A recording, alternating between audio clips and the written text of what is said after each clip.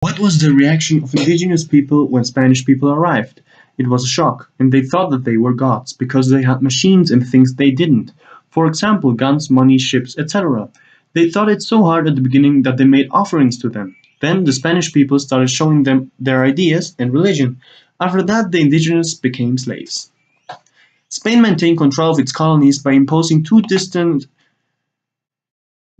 legal systems, one that pertained to Europeans and one for native people. Racial mixing produced a more complicated social reality, and as a result, social status in colonial Mexico was based in a caste system, including a social hierarchy based on difference in wealth, inherited rank, culture, and skin color.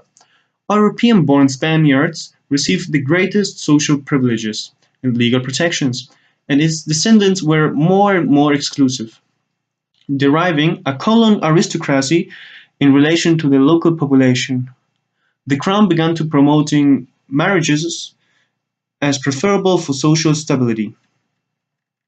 The castes were the mixture of majority groups that existed in New Spain, such as Spanish people, indigenous people, half-blood people who were the descendants of Spaniards and Indians, blacks who came from Africa, Creoles who were the children of Spaniards born in New Spain.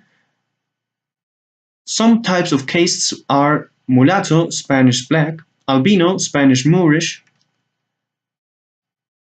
Morisco, Spanish mulatto, Chinese, Moorish Spanish, Wolf, Sambo black Indian. The most representative style of art during the New Spain was Baroque. Manuel Vicente Agustín Tolsa y Sarrión, Enguera, Valencia, May 4th of 1757, Mexico City, December 24th, 1816, was a renowned Spanish architect, engineer and sculptor who lived and developed his activity in New Spain, today Mexico, from 1791, where he was in charge until his death. He was a neoclassicist. His art style was symmetrical, symbolical, and put emphasis on the man and its progress. It represented mostly the noble class.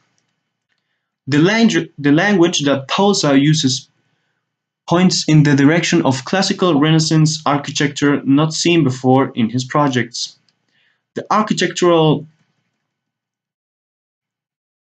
practice of Tolsa is a mixture of architectural and decorative elements of the Italian architecture of 17th and 16th centuries, Renaissance, Mannerist, and Baroque recreations, illuminated by the classical orders and the whole set dyed by their Valencian presences.